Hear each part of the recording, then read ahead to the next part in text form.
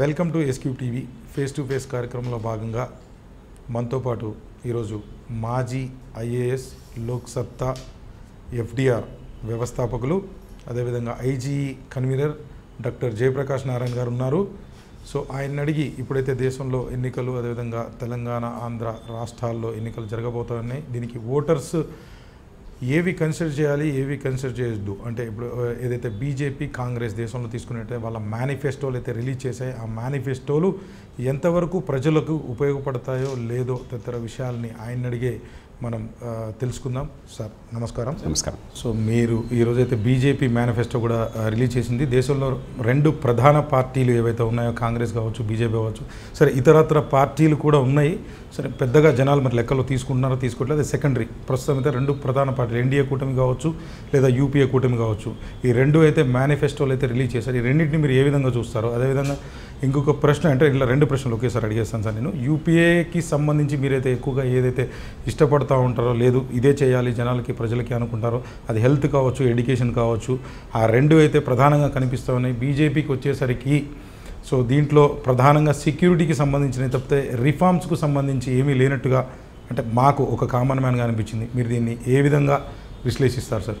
BJP ఎన్నికల హామీలను ఇవాళ చూశాను. కాంగ్రెస్ది గతంలో వచ్చింది.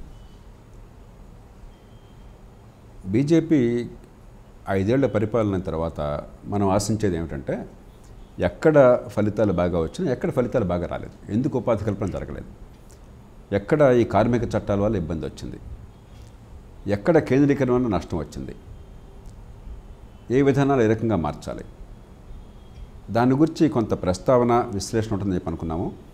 అది ఏమీ లేకుండా 3 రకాల కనిపిస్తున్నాయి దానిలో. ఒకటి అయితే దేశ రక్షణ దేశ భద్రత ఎన్నికల అంశం కాదు, ఏ దేశంలోనూ కాదు, భారతదేశంలో అసలు కాదు. ఎందుకంటే అన్ని పార్టీలు కూడా దేశ రక్షణ విషయంలో, దేశ సమగ్రత విషయంలో, దేశ ఐక్యత విషయంలో, టెర్రరిజాన్ని అణిచివేయటం విషయంలో అన్ని పార్టీలు 100కి 100 ఏకాభిప్రాయంతో ఉన్నాయి. కాబట్టి ఇది ఎన్నికల్లో అది ఏ రకంగా అంశం అన్నది అది విచిత్రంగా ఉంది. లేదంటే సాంస్కృతిక అంశాలు, అయోధ్యలో రామ మందిరం లేకపోతే భారతీయ సంస్కృతి మరొకటి, అది ఒక రకమైనది. రెండో రకమైనది ఇప్పటిదాకా బ్రహ్మాండంగా చేసాం దాన్నే కొనసాగిస్తాం. మూడో రకమైనది అసంబద్ధమైన హామీలు చేసేశారు. ఉదాహరణకి వ్యవసాయంలో ఆదాయం రెట్టింపు అని చెప్పని. ఇప్పుడు దీనిలో ఏమైనా దాని గురించి చూసుంటుందంటే ఇప్పటికే చాలా సాధించాం, ఇంకో సంవత్సరంలో వచ్చేస్తుంది అన్నారు. వ్యవసాయ రంగం దేశమంతటా తీవ్ర సంక్షోభంలో ఉంది, మనందరికీ కనిపిస్తుంది. అయినా కూడా ఇవాళకి కూడా అర్థం కాలేదు అని చెప్పంటే, అలాగే విద్యా ఆరోగ్యం ఎందుకు అందలేదు, ఆర్థిక ప్రగతికి అవరోధాలు ఏమొచ్చినాయి, ఉపాధి కల్పన అవరోధాలు ఏమొచ్చినాయి, దాన్ని ఎలా సవరిస్తాం, అది లేకుండా ఈ ప్రజలు మాకు ఓటేయటం వాళ్ళ బాధ్యత, ఇది మా హక్కు, మాకు తప్ప ఇంకెవరికి వేస్తారన్న ధోరణి కనిపించింది. విచిత్రంగా ఉంది నాకు. 2014లో దేశ అభివృద్ధి, ఆర్థిక ప్రగతి, ఉపాధి కల్పన మిగతావన్నీ పక్కన పెడదాము, కులం మతం ప్రాంతం అని చెప్పి అన్నది ఈవేళ మళ్ళీ ఈ మతాలు మిగతావి ఏదో రకంగా తీసుకొచ్చి ఈ ప్రగతి ఉపాధి అన్నది ఊరికే ఏదో నాంచేసి ఆ రకమైన ధోరణి కనిపించింది. బహుశా అది ఒక డిఫీటిస్ట్ ధోరణి అని చెప్పంటాం. అది బాగోలేదు. ఒక ప్రధానమైన పార్టీ, అధికారంలో ఉన్న పార్టీ, దేశ ఔన్నత్యాన్ని కోరుతున్న పార్టీ, దానికి ఒక రోడ్ మ్యాప్ని మన ముందు చూపెట్టాల్సి ఉంది. ఆ అవకాశాన్ని విడుచుకున్నారు బహుశా. నేను అనుకోవటం అంతగా ఆలోచన చేయలేదు. ఇక కాంగ్రెస్ మేనిఫెస్టోలో 2 ధోరణులు కనిపిస్తున్నాయి. ఒకటేమో లేని డబ్బుల్ని మేము పంపకం చేస్తాం, ఈవేళ రాష్ట్రాలకి డబ్బుల్ని బదిలీ చేసేది విధిగా చేయాలి. దానిలో ఎవరికి ఏ ప్రభుత్వం వచ్చినా కూడా వాళ్ళ దానిలో మార్చే అవకాశాలు లేవు. అంటే అది 33% నుంచి 40-45 ఈ గవర్నమెంట్ మోడీ గవర్నమెంట్. ఒకటేమో ఈ గవర్నమెంట్ కూడా అదనంగా ఏం పెట్టలా, కాకపోతే ఏమైందంటే కొన్ని ఇతర కార్యక్రమాలకు ఇచ్చేవి దీనిలో కలిపేసి ఎక్కువ చూపెడుతున్నారు అంతే. కాబట్టి డబ్బేమీ ఎక్కువ వెళ్ళాల. పూర్వం కూడా 39-40% 42 అయింది, 2% మారింది. అది ఒకటి. అది కాకుండా కేంద్ర ప్రతిపాదిత పథకాలు ఉంటాయి, ఎన్నో పథకాలు ఉంటాయి. ఉపాధి హామీ చట్టం అన్నది, లేకపోతే వ్యవసాయం మన విద్యలో మీకు రైట్ టు ఎడ్యుకేషన్ యాక్ట్ ఉన్నది, సర్వశిక్ష అభియాన్ ఏదో అంటాం, లేకపోతే ఆరోగ్యంలో ఏదో ఒక జాతీయ ఆరోగ్య మిషన్ ఉంది. ఇవన్నీ కూడా ఈ 42%లో కనిపించవు. వేరే వేరే పథకాల ద్వారా వెళ్తాయి. ఈ మొత్తం కలిపినట్టయితే ఈవేళ 13,70,000 కోట్ల రూపాయలు రాష్ట్రాలకు వెళ్తుంది. 2019-20 బడ్జెట్లో అంకెలు చెప్తాను నేను. ఎస్ సార్, గతంలో చెప్పారు మీరు. 6,65,000 కోట్ల రూపాయలు అప్పులకి వడ్డీలు చెల్లించాలి. అది పోగా ఉన్న డబ్బు 7.5 లక్షల కోట్లు. దానిలో 3,25,000 కోట్ల రూపాయలు దేశ రక్షణకి, జీతాలు కానీ, పెన్షన్లు కానీ, లేకపోతే ఆయుధాలు కానీ, వగైరా కానీ. మరి మిగతా సిబ్బందికి, ప్రభుత్వ సిబ్బందికి నిర్వహణకి, వాటికి ఉద్యోగ జీతభత్యాలు కానీ, లేకపోతే నిర్వహణ కానీ 1,50,000 కోట్లు అవుతుంది. అంటే 2 కలిపి 4,75,000 కోట్లు అయిపోయింది. ఆ పైన రైల్వేస్కి డబ్బు ఇవ్వాలి, ఏడాదికి 80,000 కోట్లు, 1,00,000 కోట్లు ఇవ్వాలి. 1,00,000 కోట్లు ఎంతో ప్రతి ఏడాది కూడా నేషనల్ హైవేస్కి ఇవ్వాలి ప్రభుత్వం నుంచి. పని తిరిగేది 1,00,000 కోట్లు తిరిగినా కొంత డబ్బు ప్రభుత్వం నుంచి రావాలి. 75,000 కోట్లు ఇప్పటికే ప్రకటించారు ఇది రైతులకని చెప్పని. ఇవన్నీ కలిపితే అయిపోయినాయి అక్కడ. కాబట్టి లేని డబ్బుని ఎలా పందానం చేద్దామని కాంగ్రెస్ మేనిఫెస్టో ఒక భాగం ఉన్నది. అది తాత్కాలికంగా ఓట్లు సంపాదిద్దామని చెప్పని తప్ప లోతైన ఆలోచన అంటే ఎన్నికల ఎజెండాగా మనం అనుకోవచ్చు సార్. 2 పార్టీలు అయితే బీజేపీ కావచ్చు, కాంగ్రెస్. రెండో భాగం కాంగ్రెస్ పార్టీలో ఏంటంటే కొంచెం దీర్ఘకాలికంగా ఈ దేశ ప్రగతిని పెంచడం, దానికి ఒక రోడ్ మ్యాప్. ఉదాహరణకి మేము చిన్న పరిశ్రమలకు ఏ రకమైనటువంటి లైసెన్స్ లేకుండా చేస్తాము. అలాగే మరికొన్ని ఆరోగ్యంలో 3% జీడీపీ, గతంలో కూడా ఈ మాట ఇచ్చారు 2002లో. కాబట్టి నమ్మదగ్గ మాట కాదు, సరిగ్గా పని చేస్తే తప్ప. గతంలో యూపీఏ ప్రభుత్వం ఈ మాట ఇచ్చింది, కానీ మాట నెరవేర్చరా. కానీ ఇస్తాము. మరొకటి కొంత రోడ్ మ్యాప్ ఇచ్చే ప్రయత్నం చేస్తున్నారు. అంటే ఆర్థిక ప్రగతికి కొంత దోహదం చేస్తాము అని నమ్మబలికే ప్రయత్నం చేస్తున్నారు. కనీసం కొంత ప్రయత్నం కనిపించింది. కానీ లేని డబ్బులు పంపకం చేయడం అని చెప్పన్నది ప్రమాదకరం. ఆ రకంగా చూస్తే దేశంలో మౌలికమైన సమస్యలు, వ్యవసాయ రంగంలో ఆదాయాన్ని పెంచడం ఎట్లాగా, విద్య ప్రమాణాలను విద్యలో ఖర్చు పెట్టక్కర్లా, ప్రమాణాలు పెంచడం ఎట్లాగా, చదువు ప్రమాణాలు పెంచడం ఎట్లాగా, ప్రతి బిడ్డకి, నిరుపేద బిడ్డలకి మంచి చదువు అంది ఏర్పాటు చేయడం ఎట్లాగా, ఆరోగ్యం కూడా డబ్బులు ఖర్చు పెడుతూ ఉంటున్నారు కానీ మంచి ఆరోగ్యాన్ని అందించడం ఎట్లాగా, ఎక్కడ విఫలమైనాము. కాబట్టి రేపు పొద్దున తక్కువ ఖర్చు ఎలా చేస్తాము, ఇది లోతు లేదు. ఉదాహరణకి బీజేపీ గతంలో చేసింది అసంబద్ధమైన విధానం. మేము కంట్రోల్ పెట్టేసి ఈ మెడికల్ ఎక్విప్మెంట్ అంతా కూడా రేట్లు నిర్ణయిస్తామని చెప్పంటున్నారు. దానివల్ల ఏం జరగదు, అవినీతి వస్తుంది, లేకపోతే క్వాలిటీ దెబ్బతింటుంది, వైద్యం బాగుపడదు, ఆరోగ్యం బాగుపడదు. కాబట్టి ఇలాంటి తప్ప లోతైన పరిశీలన లేదు. మరి అధికార పార్టీలో మరింత లోపించింది. అధికార పార్టీకి ఎక్కువ సమాచారం ఉంటుంది, ఎక్కువ మంది ఆర్థికవేత్తలు వాళ్ళ అండదండలు ఉంటాయి.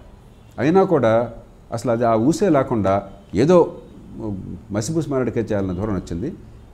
పత్రికల్లో కూడా నేను నిజాయితీగా చెప్తున్నాను, తప్పకుండా ఈ టీవీ ఛానల్లో కానీ, మీడియాలో కానీ, నిజంగా మన దేశంలో పేదరికం కొనసాగడానికి కారణాలు ఏమిటి, ఆర్థికాభివృద్ధి అనుకుని జరగకపోవడానికి కారణాలు ఏమిటి, దాన్ని తొలగించడానికి మార్గాలు ఏమిటన్న చర్చ జరగడం లేదు. దీని ఒక క్రికెట్ మ్యాచ్ లాగా, 2020 క్రికెట్ మ్యాచ్ లాగా ఎవడు గెలుస్తాడు, సర్వేలో ఎవరికి పైచే ఉంది, ఎవరు బాగా మేనేజ్ చేస్తారు, ఎవరు అధికారంలో ఉంటారు, ఎవరితో పొత్తు కలుపుతారు, ఇది తప్ప ఆ తర్వాత ఏమవుతుంది, మన బతుకట్లా బాగుపడుతున్న ఆలోచన లేకుండా దీర్ఘకాలిక ప్రాజెక్టులు లేవంటారా. అందులో దేశం ఒక సంక్షోభ సమయంలో ఉంది.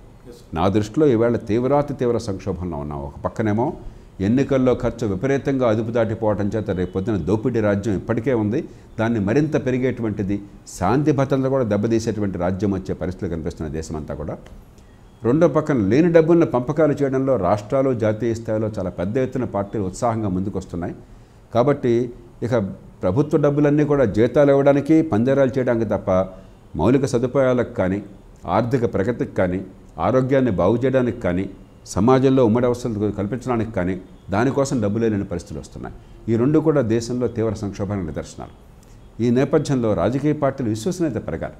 ప్రజలకు ఇప్పటికే పార్టీలు అంటే వీళ్ళంతా దొంగలు, వీళ్ళంతా వీళ్ళ కోసమే ఉన్నారన్న భావం ప్రజల మనసులో ఉంది. లేకపోతే ఈ సిస్టమ్ అంతా మన కోసం కాదు. అంటే ప్రజల్లోకి మొన్న వెళ్ళినప్పుడు కొంతమంది, నాకు కూడా అది ఉంది, ఇది మీకు చిన్న ప్రశ్ననే. సో ఇక్కడ ఏంటంటే ప్రజలు ఏమనుకుంటున్నారంటే సార్, ఈ రాజకీయ పార్టీలు మనకి ఇచ్చేది సర్వీస్ కదా, సో ఇంతగా పోటీ ఎందుకు ఉంది అనేది కూడా ఒక ప్రశ్న ఉద్భవిస్తుంది సార్. మీరు అన్నట్టు ఇప్పుడు మీరు అన్నది కరెక్ట్. నిజంగా చాలా దేశాల్లో మీరు రాజకీయంలోకి వెళ్ళండి అని ఎవరిని అడిగారు అనుకోండి, వాళ్ళు తటపటాయిస్తారు. ఏమండి నా కుటుంబాన్ని చూసుకోవాలి, పిల్లలు ఎదగాలి, మరి నాకు ఆదాయం కావాలి, ఆదాయం లేకుండా బతికే అవకాశం నాకు లేదు, రకరకాల సమస్యలు చెప్తారు. చాలా మనసులో చాలా బలమైనటువంటి భావం ఏమన్నా ఉంటే, ఈ రంగంలో ఈ మార్పు రావాలి, జరగడం లేదు అన్న కసి మనసులో ఉంటే అప్పుడు మిగతావన్నీ పెద్ద ఇబ్బంది లేదనుకుంటే రాజకీయంలోకి వస్తారు. మన దేశంలో నీకు ఒక సీట్ ఇస్తామని చెప్పంటే నేను దానికి పనికొస్తానా లేదా, నేనేం సాధించాలనుకుంటున్నాను, అది సమస్య కాదు అసలు. అదొక ఆస్తిలాగా, నీకు ఆస్తి ఇస్తానంటే అనుకుంటున్నారు. రాజకీయాన్ని ఆస్తిగా మార్చేశాం. పదవులు కూడా వ్యక్తిగతమైన ఆస్తి ఇస్తే, ఇప్పుడు నువ్వు నాకు ఎవరైనా ఆస్తి ఇస్తారంటే నేను కాదన్నా కదా, మీకు ఇస్తారంటే మీరు కాదన్నా కదా, ఎవరైనా ఇస్తున్నారు మనకేం పోయింది అనుకుంటున్నాం. ఇది కూడా అలా అయిపోయింది. అంతేగాని ప్రజల ఉమ్మడి సేవల కోసం ప్రజల డబ్బుని ఖర్చు పెట్టే ధర్మకర్తలం, ప్రజల భవిష్యత్తును గురించి ఆలోచన విధానాలు రూపొందించేటువంటి మరి తత్వవేత్తలం, మనకి మంది హితం కోసం సొంత హితాన్ని కుటుంబాన్ని పక్కన పెట్టేటువంటి మంచి పౌరులం అన్న విషయం పూర్తిగా పోయింది. మీ ఫాదర్ ప్రొఫెషన్ ఏంటంటే, మా ఫాదర్ ఎమ్మెల్యే, ఎంపీ, ఇది జరుగుతూ ఉంది. ఎమ్మెల్యే అక్కర్లా, మున్సిపల్ కార్పొరేటర్, కౌన్సిలర్ అయితే ఆ అహంభావానికి అడ్డు లేదు. ఎక్కడికి పోయినా డబ్బులు వసూలు చేసుకోవచ్చు అని చెప్పిన భావన ఉన్నది. అక్కడ ఎవరినైనా కూడా ఎవరి మీదైనా కూడా రువాబు చేయొచ్చు. నేను ఎవరితో మాట్లాడుతున్నా తెలుసా అని చెప్పంటాడు, నా పేరు లేదంటే ఇక్కడ అంటాడు. అంటే వ్యక్తుల అహంభావానికి ప్రతీక అయింది, డబ్బు సంపాదన తేలికన్న భావం అయింది. మనం అధికారంలో పదవిలో ఉంటే చట్టం మనకు వర్తించు, ఎవరినైనా శాసించవచ్చు, పోలీసు వాళ్ళని శాసించవచ్చు, అధికారులను శాసించవచ్చు, జనాన్ని శాసించవచ్చు, భయపెట్టవచ్చు, బెదిరించవచ్చు అన్న భావం ఉంది. అంటే చట్టబద్ధ పాలన లేని సమాజంలో, గవర్నమెంట్లో ఉంటే నేరస్తుడు కూడా పోలీసులతో సల్యూట్ కొట్టించుకున్న సమాజంలో, నేర పరిశోధన కూడా స్వతంత్రంగా ఉండని సమాజంలో అధికారం చాలా పరమావధి అవుతుంది. మన దేశంలో అది చూస్తున్నాం. ఈ అధికారం అంటే ఉన్న ఆకర్షణ పోవాలి. అధికారం ఉన్నా లేకున్నా గౌరవప్రదంగా బతుకుతాం. అధికారం అంటే నిజానికి ముళ్ళ కిరీటం, దానివల్ల ఇబ్బందులే అని చెప్పిన పరిస్థితి రావాలి. నిజాయితీ పరులకు ఇప్పటికి కూడా భారతదేశం నిజంగా నిజాయితీ పరులు ఉంటే, ప్రభుత్వం నుంచి సొంతం కోసం ఏమి ఆశించిన వాళ్ళు ఉంటే, ప్రభుత్వంలో పదవి ఎప్పుడు కూడా ముళ్ళ కిరీటం. నాకు జాతీయ స్థాయిలో మంత్రి పదవికి సమానమైన పదవి నాకు ఇచ్చారు, మంత్రి హోదా ఇచ్చారు. నా కుటుంబానికి సైతం తెలియదు, నా కుటుంబానికి తెలియదు. ఎందుకంటే ఆ మంత్రి పదవి హోదా నేనేం అనుభవించలా, బిజినెస్ క్లాస్లో ప్రయాణం చేయలే. నాతో పనిచేసే అధికారులు బిజినెస్ క్లాస్ వెళ్తే నేను ఎకానమీలో వెళ్ళేవాడిని. కారుని అడగల, దానికి ఫ్లాగ్ లేదు, లైట్ లేదు, ఇల్లు అడగల, పనిచేసి వచ్చాను. ఒక ఎమ్మెల్యే సెక్యూరిటీకే దాదాపుగా మీకు 2 నుంచి 3 లక్షల రూపాయలు నెలకి ఖర్చు పెడతాం. కాబట్టి ఏంటి, ఆ పని నాకు సమాజానికి చేయాలన్న తృప్తే తప్ప అది వ్యక్తిగతంగా భారం, వ్యక్తిగతంగా నష్టం. మీ సమయాన్ని మీకు కేటాయించకుండా మీరు జాతికి కేటాయిస్తున్నారు. ఇది రాజకీయం, నిజమైన రాజకీయం. దానికి సిద్ధపడి అది చేయడం సాధ్యమైన వాళ్ళు, అదేమిటో అర్థమైన వాళ్ళు, ఎలాంటి మార్పులు వస్తే ప్రజల బతుకు బాగుపడుతుందో తెలిసిన వాళ్ళు, ఆ అనుభవమో పరిజ్ఞానమో మనసు ఉన్నవాడు దానికి వెళ్ళాలి. ఈవేళ వాళ్ళు అనర్హులు, ఎందుకంటే వాళ్ళ దగ్గర 100 కోట్లు లేవు, వాళ్ళు డబ్బులు పంజారం చేయలేరు, వాళ్ళు 1000 కోట్లు సంపాదించట్లా వాడు. ఎందుకంటే వాడు తిన్నవాడు రాజు కింద పందికొక్కలాగా, వాడు పనికిరాడు దేనికి, వాడు కాదు మన పనికి వచ్చేది. అలాంటి పరిస్థితి వచ్చిన తర్వాత అధికారమే పరమావధి అవుతుంది. వీళ్ళంతా ఏం చేస్తున్నారు, ఒక పార్టీ దగ్గరికి పోతారు, నాకు సీట్ ఇస్తారంటే వాళ్ళకి అభ్యంతరం, ఎందుకంటే 30-40 కోట్లు ఖర్చు పెడతానంటే ఎందుకు ఎవరు, కానీ వాళ్ళకి ఇబ్బందులు ఉంటాయి. ఏమంటే ఈ సీట్ ఇవ్వలేమో ఇంకోటి ఇస్తాము, అసెంబ్లీ ఇవ్వలేమో పార్లమెంట్ ఇస్తాము, పార్లమెంట్లో అసెంబ్లీ ఏదో అంటారు వాళ్ళు, అబ్బాయి ఇది కాదండి అని ఇంకోటి దగ్గరికి వెళ్తాడు, వాడు ప్రెసిడెంట్ ఇస్తా ఉంటాడు, వెంటనే అక్కడ చేరిపోతారు. మళ్ళీ రేపు వస్తారు ఇక్కడికి. వాడికి ఇంకే సిద్ధాంతం లేదు, పార్టీ లేదు, సిద్ధాంతం లేదు, ప్రజల కోసం ఒక ఎజెండా లేదు, నాకు పదవి అది ఎక్కడున్నా పర్లేదు. అందుకనే ఇంత పెద్ద హోరాహోరీగా ఎన్నిక జరిగితే తెలంగాణలో 21 మంది కాంగ్రెస్ శాసనం ఎన్నికైతే నెల కాలేదు 11 మంది వెళ్ళిపోయినట్టున్నారు, 12 మంది. ఏమనుకోవాలి మీరు దాన్ని? వాళ్ళని తప్పట్లే నేను, ఎందుకంటే వాళ్ళు పార్టీలు అట్లాగే భావించిన వాళ్ళని వాళ్ళు అలాగే భావించుకున్నారు. వాళ్ళని గురించి వాళ్ళు, మాకు ఇది మా సొంతంగా పెరగడం కోసం ఒక మార్గం, డబ్బు ఖర్చు పెట్టాం, డబ్బు ఇచ్చి సీటు తెచ్చుకున్నాం, ప్రజలకు డబ్బు ఇచ్చాం, గెలిచాం, నాకు పరపతి ఎక్కడుంటే అక్కడికి పోతాను. కానీ వ్యక్తిగతంగా ఒక ఉద్యోగంలాగా అనుకుంటున్నారు, వ్యాపారంలాగా అనుకుంటున్నారు. కానీ ఇది ప్రజల ఉమ్మడి సేవల కోసం అని చెప్పని మనకు ముళ్ళ కిరీటమైన పదవి, సొంత లాభాన్ని పక్కన పెట్టి ప్రజల కోసం పనిచేయడానికి బాధ్యత పెట్టారు నా మీద అనుకోవట్లా. అలా అనుకుంటే ఇంత ఉత్సాహంగా వెళ్ళరు, ఇంత డబ్బు ఖర్చు పెట్టరు. మీరు ప్రజల కోసం పనిచేస్తుంటే, ప్రజల కోసం టైం ఇస్తుంటే మీరు డబ్బులు ఇచ్చి ఎట్లా వెళ్తారండి? మీ దగ్గర పనిచేసే ఉద్యోగం ఎవరన్నా డబ్బులు ఇచ్చి వస్తానంటాడా?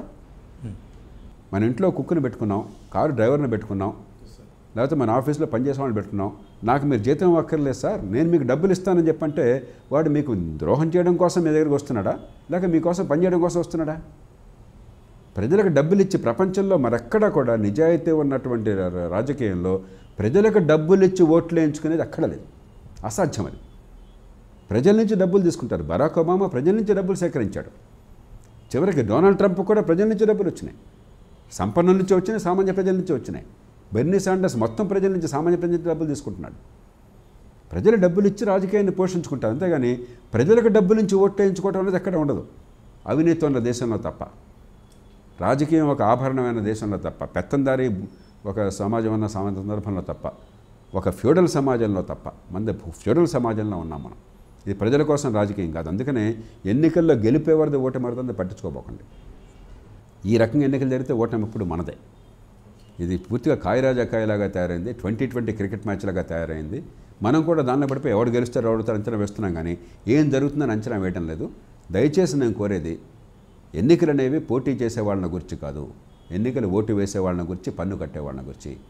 ఎన్నికలు అభ్యర్థుల అదృష్టాన్ని పరీక్షించేవి కాదు, ఎన్నికలు మన భవిష్యత్తు నిర్ణయించేవి, మన కోసం, మన గురించి.